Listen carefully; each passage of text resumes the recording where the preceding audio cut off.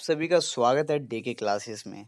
आज की इस क्लास में हम क्लास 9th के लेसन नंबर फर्स्ट साइंस के जो है उसका नाम है हमारे आसपास के पदार्थ को करेंगे। तो आइए अपने इस वीडियो को शुरुआत करते हैं। जैसे कि चैप्टर का नाम है हमारे आसपास के पदार्थ, तो हमें पदार्थ जानना तो बहुत ज़रूरी होगा। तो सबसे पहले जानते हैं पदार्थ होता क्या है। तो विश्व में प्रत्येक वस्तु में सभी वस्तु जिस सामग्री से बनी होती है उसे क्या कहते हैं, पदार्थ कहते हैं। और हमारे आसपास विद्यमान हर वस्तु क्या है, पदार्थ है। मतलब दुनिया में जो भी है, जो भी, चाहे वो ईंट हो, डिब्बा हो, मशीन हो, कुछ भी जो भी हमारे आसपास है वो सब क्या है, पदार्थ है। और पदार्थ के जो गुण हैं वो इधर लिखे हुए हैं। पदार्थ स्थान घेरता है और उसका द्रव्यमान होता है। अब पदार्थ है क्या, तो पदार्थ क्या करेगा, स्थान घेरेगा और साथ ही इसका द्रव्यमान होता है। और दुनिया में जो कुछ भी वस्तु दिख रही है वो सब क्या है, पदार्थ है। अब आते हैं, देखो पदार्थ ना छोटे छोटे क्या कर रहता है, कणों से मिलकर बना होता है। ये कण ठोस में एकदम पास पास होते हैं, द्रव में थोड़ा दूर दूर, गैस में और बहुत दूर दूर। ठीक है। अब कुछ पदार्थ किससे बने होते हैं, कणों से बने होते हैं। पदार्थ, अब लिखा है कणों के भौतिक गुण। पदार्थ कणों से बनना है, अभी हमने बात कर लिए हैं। पदार्थ के कण अत्यंत छोटे हैं। जो पदार्थ के कण होते हैं वो एकदम छोटे छोटे होते हैं। बहुत छोटे छोटे कणों से मिलकर क्या बना होता है, पदार्थ बना होता है। अब यहाँ है पदार्थ के गुण। पदार्थ के गुण, अभिलाक्षणिक गुण मतलब पदार्थ के गुण क्या है। तो पदार्थ के कण निरंतर मतलब लगातार गति करते हैं, यानी उनके पास गतिज ऊर्जा है। जो गति करता है उसके पास कहीं ना कहीं गतिज ऊर्जा है। तो पदार्थ के कणों के बीच में क्या है, गतिज ऊर्जा है। वो उसके कण है, मान लो ये पदार्थ के कण है, तो क्या करे, कभी इधर क्या करता रहेगा, मोशन में रहेगा, गति करता रहेगा।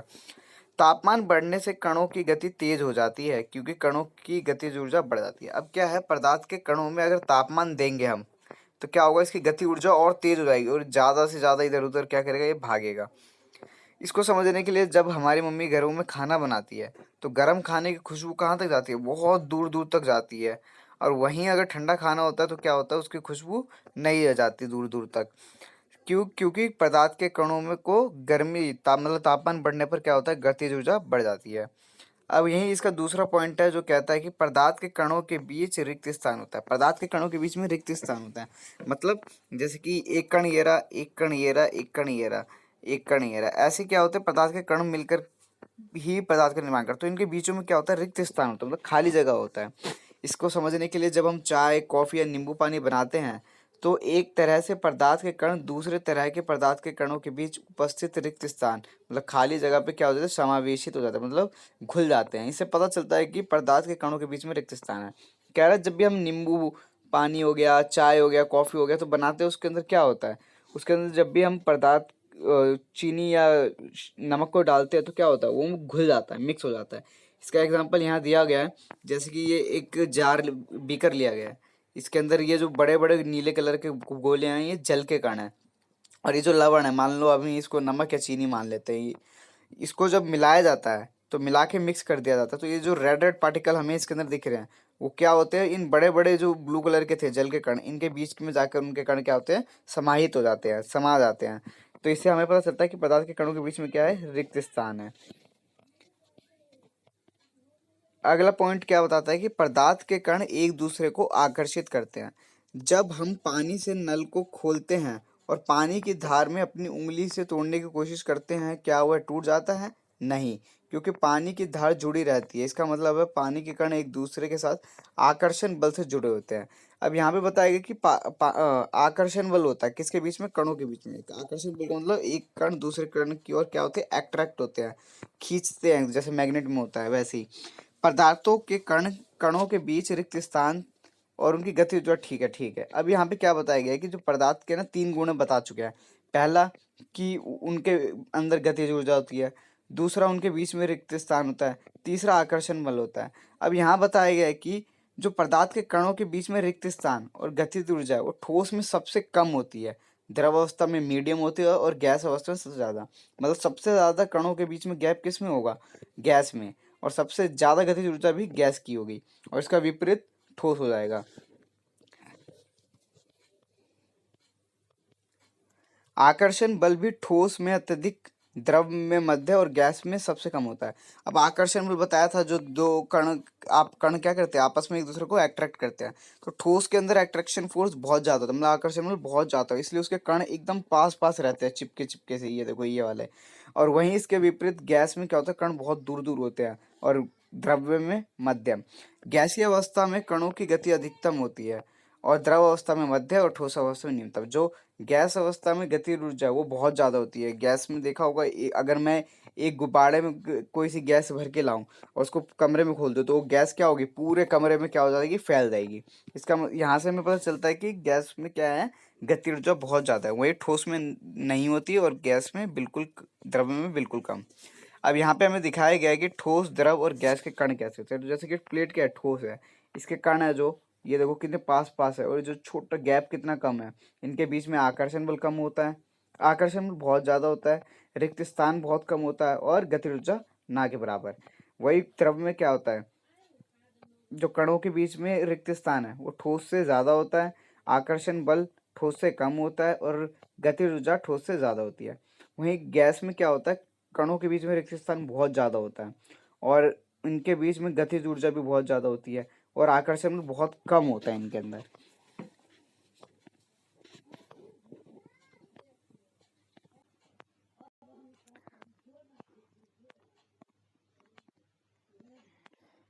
अब देखते हैं, देखो ये ठोस, द्रव और गैस की क्या की ये संरचना बनाई गई है। यहाँ हमें दिखाया गया है ठोस कैसा होता है, द्रव कैसा होता है, और गैस के कण कैसे होते हैं। अब उनकी अवस्था की बात करते हैं। पदार्थ की अवस्था। पदार्थ, भौतिक रूप में पदार्थ के तीन अवस्था है। देखो केमिकल की बात नहीं कर रहे, अभी सिर्फ फिजिकल की बात कर रहे हैं। भौतिक रूप में पदार्थ कितने प्रकार हुए, एक ठोस, एक द्रव, और अगला गैस। तीन अवस्था में पाया जाता है कौन, पदार्थ पाया जाता है हमारा। अब जानते हैं इनके बारे में और डिटेल से। तो हमारा, हम मानव, देखो अब ये बता रहा है कि हम मानव शरीर है, जो अपना हमारा इंसान वो शरीर है, उसको भी हम तीन अवस्थाओं में बांट सकते, तीन अवस्थाओं में बांट सकते हैं। पहला, हड्डी और दांत है, जो क्या है, ठोस अवस्था में काउंट होगी। वहीं जो हमारा खून और जल मतलब पानी है, जो वो क्या है, द्रव अवस्था में काउंट होगी। वहीं जो फेफड़ों में हवा है हमारे, वो क्या होगी, गैसीय अवस्था में गिनती होगी इसकी। तो ये इसने बताया कि मनुष्य के शरीर को भी तीन अवस्थाओं में क्या किया जा सकता है, रखा जा सकता है। अब जानते हैं ठोस अवस्था। ठोस अवस्था की चार विशेषताएं हैं। पहला, एक निश्चित आकार होता है। दूसरा, ठोस अवस्था की सीमाएं स्पष्ट होती है। मान लो ये प्लेट है, तो प्लेट की सीमाएं क्या होगी, एकदम निश्चित होगी। निश्चित या स्थिर आयतन होगा, इसका क्या होगा, एकदम निश्चित और स्थिर आयतन होगा। और साथ ही इसकी संपीडनीय नगण्य होगी। संपीडनीय नगण्य होगी, मतलब इसको कंप्रेस्ड ना के बराबर किया जा सकता है। मतलब इसको मैं अगर दाब दूं तो ये क्या होगा, कंप्रेस्ड ना के बराबर होगा। लेकिन इसके कुछ अपवाद है। कुछ ठोस ऐसे भी हैं जो जिनको संपीड़न हो जाते हैं, जिसका आकार आकार निश्चित नहीं होता, जानते हैं। जैसे कि रबड़ बैंड है, रबड़ बैंड को जब खींचा जाता है तो क्या होता है, वो लंबा हो जाता है, या कई बार ज़्यादा खींचा जाता है तो टूट भी जाता है। तो ये ठोस तो है, लेकिन ये अपने आकार को बदल देता है कई बार। तो ये अपवाद है उसका। वैसे क्या है, गतिज ऊर्जा कम होती है, लेकिन ठीक है। फिर जैसे कि चीनी, जो शर्करा मतलब चीनी और नमक है, हमने बोला था कि ठोस के क्या होता है, निश्चित आकार होता है। लेकिन चीनी और नमक ऐसे ठोस हैं जिनको जिस भी बर्तन में रखो उसका क्या कर लेते हैं, आकार ले लेते हैं। फिर स्पंज हो गया। स्पंज भी क्या करता है, अगर उसको हाथ से दबाएंगे तो हम उसको बहुत कंप्रेस्ड कर सकते हैं, संपीड़न कर सकते हैं, उसको संपीड़ित कर सकते हैं। तो ये कुछ अपवाद थे ठोस के। आप जानते हैं द्रव अवस्था में। द्रव अवस्था क्या होता है, तो भाई द्रव अवस्था है जो तरल, द्रव तरल होता है, उनमें बहने का गुण होता है, बहाव होता है, वो बहते हैं। देखा होगा तुमने पानी को भी। द्रव का कोई स्थिर आकार नहीं होता, वो एक बर्तन का आकार लेता है। द्रव जो है उसका कोई भी फिक्स शेप नहीं होता। मान लो पानी को मैं जहाँ डालूंगा वैसे बर्तन का शेप ले लोगे। मैं उसको सीधी सीधी से डिब्बे में डाल दूंगा, सीधा हो जाएगा। मैं उसको चौड़े से बर्तन में डाल दूंगा, चौड़ा हो जाएगा। पानी का कोई क्या है, शेप फिक्स नहीं है। द्रव्यमान का निश्चित आयतन, लेकिन इसका आयतन भी निश्चित होता है। ठोस का भी आयतन निश्चित होता है, और द्रव का भी। द्रवों में बहुत कम संपीड़न होता है। द्रवों को कंप्रेस कर सकता हूँ मैं, प्रेशर लगा के, मतलब दाब दे के क्या कर सकता हूँ, इनको कंप्रेस कर सकता हूँ, लेकिन ज्यादा नहीं, कम, थोड़ा सा। फिर आगे जानते हैं। द्रव के कणों का आकर्षण बल उनके आयतन निश्चित रखता है, ठीक है। द्रव जिस बर्तन में रखे जाते हैं उनका आकार ले लेते हैं, अभी बताया था, ठीक है। द्रव अवस्था में विसरण अधिक होता है, ठीक है, ठीक है। ये द्रव के बारे में मेनली ये चार पॉइंट थे, ये आपके लिए इंपॉर्टेंट है। अब आते गैसीय अवस्था। गैसीय अवस्था क्या होती है? गैस में बहाव होता है, जैसे जल में भी बहाव होता है वैसे क्या होता है, गैस में भी बहाव है, द्रव में भी बहाव है और गैस में भी बहाव है। गैसों में संपीड़न अधिक होता है। गैसों में संपीड़न मतलब उनको प्रेशराइज करके मैं उनकी अवस्था को चेंज कर सकता हूँ, मतलब बहुत ज्यादा कंप्रेस्ड कर सकता हूँ, उनको संपीड़न कर सकता हूँ। गैसों में कोई निश्चित सीमाएं नहीं होती। गैस की कोई निश्चित सीमा, जैसे हमने प्लेट की देखी थी ठोस में कि उसकी निश्चित सीमाएं होती है, लेकिन गैस की नहीं होती। उसको अगर मान लो मैं एक छोटे से सिलेंडर में क्या करके लाता हूँ, एक गैस भर के लाता हूँ छोटे से गुब्बारे में, उसको एक कमरे में लाके खोल दूंगा तो वो पूरा उस कमरे का क्या कर लेंगे, आकार ले लेंगे, उसके कारण पूरे कमरे में फैल जाएंगे। साथ ही गैसों में कोई निश्चित आयतन नहीं होता। इसका क्या होता है, फिक्स आयतन नहीं होता, जहाँ इसको डालोगे वहां पे इसका आयतन बदल जाता है, फिक्स नहीं होता। गैस में कण इधर उधर घूमने के लिए पूरी तरह स्वतंत्र होते हैं। हमने बात की थी उनके अंदर गतिज ऊर्जा बहुत ज्यादा होती है। उनमें आकर्षण बल कम होता है इसलिए बहाव होता है, उनके अंदर आकर्षण बल नहीं होता। गैस का कोई निश्चित आयतन नहीं है, इसलिए गैस जिस भी बर्तन में रखे जाते हैं उसका आयतन घेर लेती है। गैसीय अवस्था में कण अनियमित रूप से तेजी से गति करते हैं, इसी कारण कण आपस में और बर्तन की दीवार पर क्या करते रहते हैं, टकराते हैं। बर्तन की दीवार पर गैस कणों द्वारा प्रति इकाई क्षेत्र पर लगे गए बल के कारण दबाव बनता है। दबाव कैसे बनता है? जो कण होते हैं, मान लो मैंने इस डिब्बे के अंदर क्या कर दी, गैस भर दी, तो इसके कण क्या करेंगे, बार बार इधर उधर दीवार से क्या करेंगे, टकराते रहेंगे। तो टकराएंगे, जो जो यूनिट से बल लगेगा उसको क्या करते हैं, दबाव बनाते हैं फिर। अब जानते हैं पदार्थ की अवस्था में परिवर्तन, मतलब उसके पदार्थ की अवस्था हमने जानी थी अभी, तीन अवस्था, ठोस द्रव गैस। अब इनको क्या करना है, परिवर्तन करना है। तो अब मान लो हमारे पास क्या है, पानी के पदार्थ की तीन अवस्था है। पानी की हमने क्या कर ली, तीनों अवस्था ले ली। एक बार ठोस ले ली जो बर्फ के रूप में है, द्रव ले ली पानी के रूप में है, और गैस ले ली जो वाष्प मतलब भाप के रूप में है। अब क्या है, गर्म करने पर बर्फ पानी में परिवर्तित हो जाता है और पानी वाष्प में परिवर्तित हो जाता है। प्रत्येक पदार्थ की भौतिक अवस्था को दो तरीकों से परिवर्तन किया है। अब देखो क्या कह रहा है, पानी को अगर गर्म करूंगा, बर्फ को अगर गर्म करता हूँ तो पानी बन जाएगा, अगर पानी को गर्म करूंगा तो क्या हो जाएगा, वो गैस में बदल जाएगा, भाप में बदल जाएगा, वाष्प बोलते हैं जिसे। अब यहाँ पे ना दो तरीके होते हैं तापमान किसी भी पदार्थ की अवस्था बदलने की। एक तो होता है तापमान में परिवर्तन करके, और एक होता है दाब में मतलब प्रेशर करके। ठीक है, अब जानते हैं हम। अब तापमान में परिवर्तन करके देख रहे हैं, तो तापमान में परिवर्तन करके एक होता है गलनांक, जिसको बोलते हैं मेल्टिंग पॉइंट। जिस भी तापमान पर मतलब वायुमंडल दाब पे जिस तापमान पर कोई ठोस पिघल कर द्रव बनता है वह इसका गलनांक कहता है। जैसे बर्फ का गलनांक क्या है, 273 केल्विन। इसके लिए क्या कहते हैं, 273 को 0 डिग्री सेल्सियस, 273 केल्विन बोलते हैं 0 डिग्री सेल्सियस के बराबर। अब क्या है, गलनांक क्या है कि ऐसा तापमान वायु मतलब नॉर्मल एटमोसफेयर पे जिस पर क्या कर रहा है, कोई ठोस पिघल कर क्या बन जा रहा है, लिक्विड बन जा रहा है, द्रव बन जा रहा है, तो वो क्या है, उसका गलनांक कहलाता है। जब बर्फ पिघलती है, बर्फ का तापमान नहीं बढ़ता लगातार ऊष्मा प्रदान करने के बावजूद, क्योंकि संगलन की गुप्त ऊष्मा तापमान को बढ़ने नहीं देती। अब क्या होता है, जब बर्फ पिघलती है तो तापमान नहीं बढ़ता क्योंकि उसमें गुप्त ऊष्मा होती है। अब क्या है, संगलन की गुप्त ऊष्मा को अच्छे से जानते हैं। वायुमंडलीय दाब पर जब 1 किलोग्राम ठोस को उसके गलनांक पर द्रव्य में बदलने के लिए जितनी ऊर्जा की आवश्यकता होती है उसे संगलन की गुप्त ऊष्मा कहते हैं। अतः 0 डिग्री बर्फ को लगन के 0 डिग्री पानी का अनुवाद देखिए होता है। ठीक है, तो संगलन की गुप्त ऊष्मा क्या है, जब 1 किलो गर्म करेंगे किसी भी ठोस को पिघलाने में जितनी भी एनर्जी चाहिए होगी, 1 किलो ठोस को पिघलाने के लिए जितनी भी ऊर्जा की जरूरत होगी उसको क्या कहेंगे, वो क्या होगी, हमारी संगलन की गुप्त ऊष्मा मतलब पिघलाने के लिए। अब एक आता है बॉइलिंग पॉइंट, जिसको बोलते हैं क्वथनांक। क्वथनांक क्या होता है, वायुमंडलीय दाब पर जिस तापमान पर कोई द्रव क्या करने लग जाए, बॉईल करने लग जाए मतलब उबलने लग जाए, उसको क्या कहते हैं, क्वथनांक कहते हैं। तो नॉर्मली वाटर कितने पे कहता है, 100 डिग्री सेल्सियस पे हमने पढ़ा है, तो उसको केल्विन में कितना, 273। याद रखना 273 पॉइंट कुछ होता है, लेकिन हम 273 को मान लेते हैं 0 डिग्री सेल्सियस पे। तो 100 जब बोला तो मैंने 100 प्लस कर तो 373 क्या हो जाएगा, केल्विन, जो यहाँ लिखा भी है।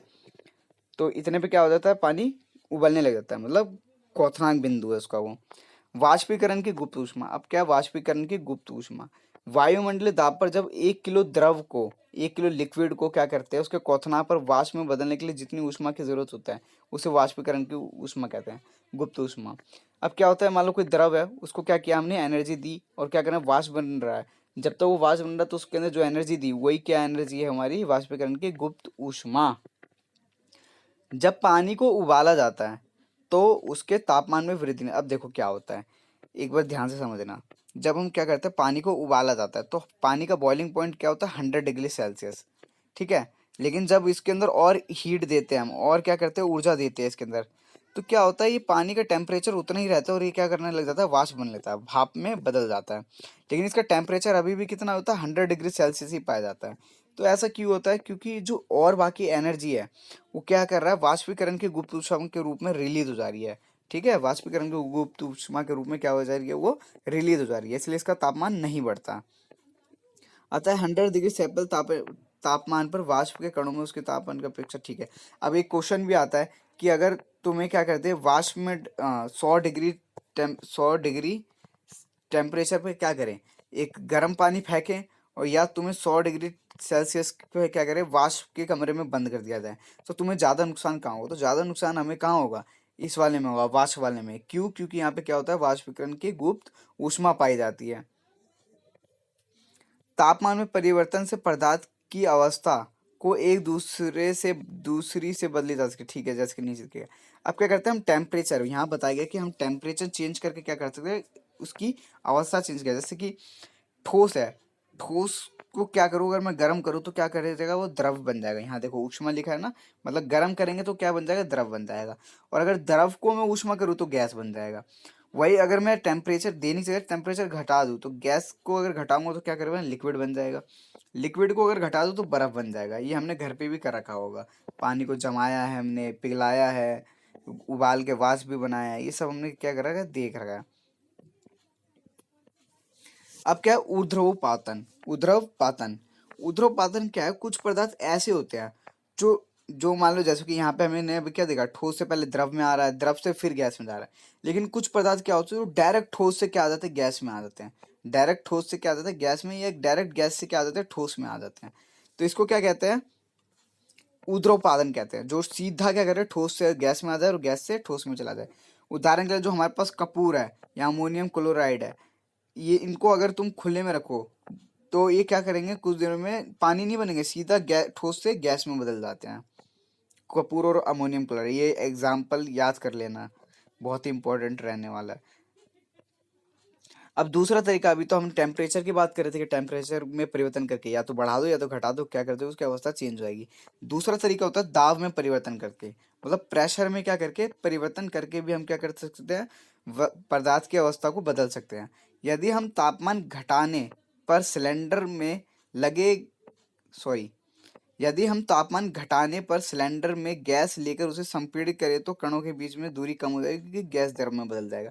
क्या कह रहा है, टेम्परेचर नहीं घटाना हमें, हमें क्या करना है, सिलेंडर लेना है, सिलेंडर ऐसे वाले जो जिसमें पिस्टन का यूज करके क्या किया जा रहा है, देखो ये गैस है, गैस को पिस्टन से दबाया गया, कंप्रेस, ये बहुत ही मुश्किल प्रोसेस होता है। क्या किया जाता है, यहाँ से तुम नॉर्मल अपने हाथों से नहीं दबा सकते, इसके लिए मशीनों की जरूरत होती है। अगर ये देखो गैस लिया इधर, इसको लेके के दबाया गया, प्रेशराइज किया गया, तो ये क्या बन गया, लिक्विड बन गया। और प्रेशराइज किया तो ये क्या बन जाएगा, सॉलिड बन जाएगा। दाब बढ़ाना प्लस में तापमान घटाना, गैस को द्रव में बदलना। गैस से द्रव लाने क्या कर सकते हैं, या तो टेम्परेचर कम कर दे या तो प्रेशर बढ़ा दे, दो तरीके हैं। अब देखो यहाँ पे अच्छे से समझाया गया, ज्यादा दाब बढ़ने से गैस के कण नजदीक नजदीक आ जाते हैं। इसका एग्जांपल है, जो प्रेशराइज, मान लो गैस को सीधा, जब गैस से सीधा सॉलिड में आता है ना, गैस से जब भी सॉलिड में आएगा, तो उसका एक एग्जांपल है CO2, सूक्ष्म बर्फ बोलते हैं, सूखी बर्फ बोलते हैं ना जिसको, जो फिटकरी होती है, ड्राई आइस बोलते हैं, सूक्ष्म बर्फ बोलते हैं। वो क्या है, इसका एग्जांपल है, जो सीधा गैस से ठोस में आता है। ड्राई आइस जो CO2 से बना होता है, ये याद कर लेना, इंपॉर्टेंट है ये ड्राई आइस वाला कॉन्सेप्ट आपके लिए। ठीक है, अगला देखते हैं। दाब और तापमान में प्रभाव से परिवर्तित ये तीन अवस्था में, देखो ये एक टेबल दी गई है, जो एक पूरा साइकिल दिया गया, वो इंपॉर्टेंट है। इसके अंदर बता रहा है, जब भी मान लो क्या करे, संगलन, संगलन का मतलब होता है गलना। ठोस से जब गलेगा तो उसके लिए टेम्परेचर देंगे, टेम्परेचर देंगे तो क्या हो जाएगा, वो लिक्विड में बदल जाएगा। वही द्रव को क्या करेंगे, और टेम्परेचर देंगे तो क्या हो जाएगा, वाष्पीकरण। द्रव से अगर गैस में जा रहा है कोई, तो क्या कहेंगे उसको, वाष्पीकरण।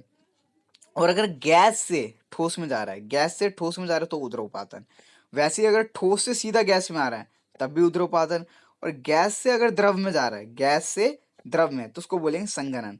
और द्रव से अगर ठोस आ रहा है, द्रव से अगर ठोस आ रहा है तो जमना, जैसे हम बोलते हैं ना बर्फ जम गई, तो द्रव पानी होता है, पानी को जमा देते तो बोलते हैं ना द्रव से क्या आ गया, ठोस आ गया तो जमना। ये साइकिल याद कर लेना, इंपॉर्टेंट है आपके लिए।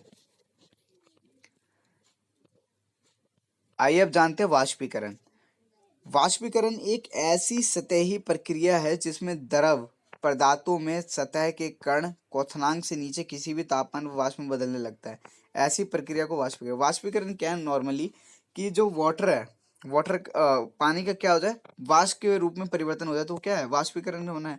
जैसे तुमने देखा होगा पानी को उबालते रहो तो क्या बन जाता है, वेपर बन जाता है, वाष्प के रूप में निकल जाता है।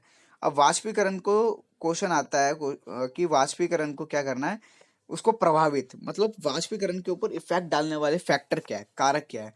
तो उसके अंदर डिफरेंट फैक्टर है जिनके हम चर्चा करेंगे। तो एक तो सतह क्षेत्रफल, सतह क्षेत्रफल बढ़ने पर वाष्पीकरण की दर बढ़ जाती है। अगर हम सतह का क्षेत्रफल बढ़ा देंगे तो वाष्पीकरण क्या हो जाएगा, ज्यादा हो जाएगा, वो जल्दी होगा। जैसे कि मान लो अगर मैं 1 लीटर बोतल को क्या करता हूँ, 1 लीटर पानी को करता हूँ एक बोतल में रख के उसको क्या करता हूँ, वाष्प बनने के लिए छोड़ देता हूँ, तो वो इतनी जल्दी वाष्प नहीं होगा। अगर वही 1 लीटर को क्या कर दूं मैं, एक 100 गज के प्लॉट के ऊपर क्या कर दूं, पूरा पानी फेंक दूं, 1 लीटर पानी, तो ये बड़ी जल्दी क्या हो जाएगा, वाष्प में बदल जाएगा। क्यों, क्योंकि यहाँ पे मैंने क्या किया है, उसका सतह क्षेत्रफल मतलब सरफेस एरिया क्या कर दिया, बढ़ा दिया है, जिसके कारण क्या होगा, वाष्पीकरण बड़ी तेजी से होगा।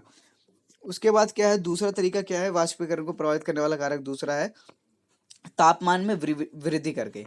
अब वाष्पीकरण है, वाष्पीकरण क्या होता है, अभी हमने बताया था कि द्रव से क्या बन जाए, गैस बन जाए। तो तापमान बढ़ाकर अगर मैं क्या कर दूंगा, टेम्परेचर बढ़ा दूंगा, तो वाष्पीकरण क्या हो जाएगा, जल्दी होगा। अगर वही मैं टेम्परेचर कम कर दूं तो वाष्पीकरण क्या होगा, जल्दी नहीं होगा। तीसरा है हमारे यहाँ पे कारक जो है आर्द्रता। आर्द्रता बोले तो नमी होता है, नमी, मॉइस्चर को क्या बोलते हैं, आर्द्रता, नमी। अगर हवा में आर्द्रता है मतलब नमी है तो वाष्पीकरण की दर क्या होता है, कम होता है। जैसे इसका एग्जांपल है, जब हम सर्दी में कपड़े सुखाते हैं, सर्दी में कपड़े सुखाते हैं तो सर्दी में क्या होता है, हवा के अंदर क्या हो जाता है, मॉइस्चर होते हैं, मतलब आर्द्रता होती है, जिसके कारण कपड़े जल्दी नहीं सूखते। वही गर्मी में अगर हम फेंक दे तो 10 मिनट में हमारे कपड़े क्या हो जाते हैं, कई बार सूख जाते हैं। तो गर्मी में गर्म हवा हो रही थी, आर्द्रता मतलब वायु में हमारे क्या होता है, नमी नहीं होती, जिसके कारण कपड़े जल्दी हो जाते हैं। चौथा कारक है वायु में गति, वायु की गति। अगर मान लो क्या कर रहा है, मेरे को वाष्पीकरण करना है, इसका भी एग्जांपल देख लो। अगर वायु की गति बढ़ जाएगी तो वाष्पीकरण क्या हो जाएगा, बढ़ जाएगा। वायु की गति बढ़ेगी तो वाष्पीकरण क्या हो जाएगा, बढ़ जाएगा।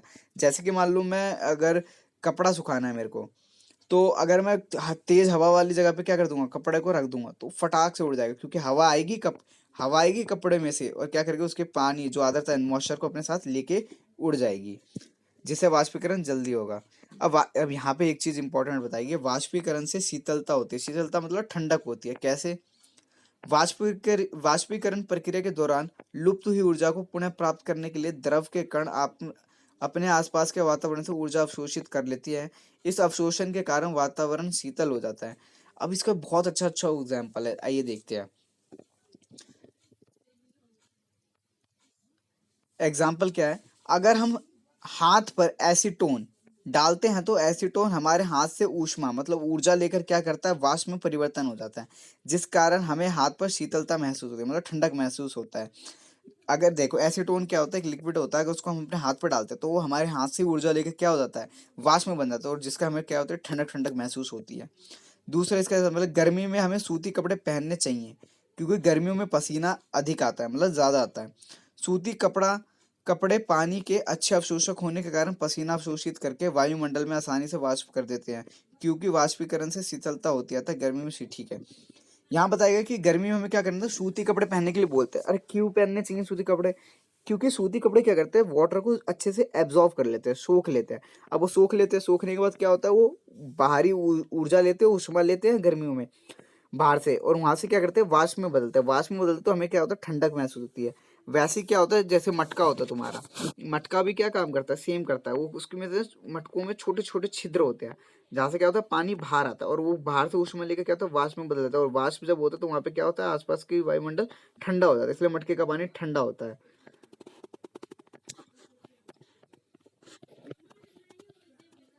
तो यही आपका क्या होता है, ये फर्स्ट चैप्टर है, जो 9th क्लास का साइंस का फर्स्ट चैप्टर क्या होता है, खत्म होता है। मुझे उम्मीद है कि आपको ये वीडियो पसंद आई होगी। आपको अगर कोई भी डाउट हो तो आप कमेंट कर सकते हैं, और अगर आप चैनल पर नए हैं तो आप चैनल को सब्सक्राइब कर सकते हैं। धन्यवाद।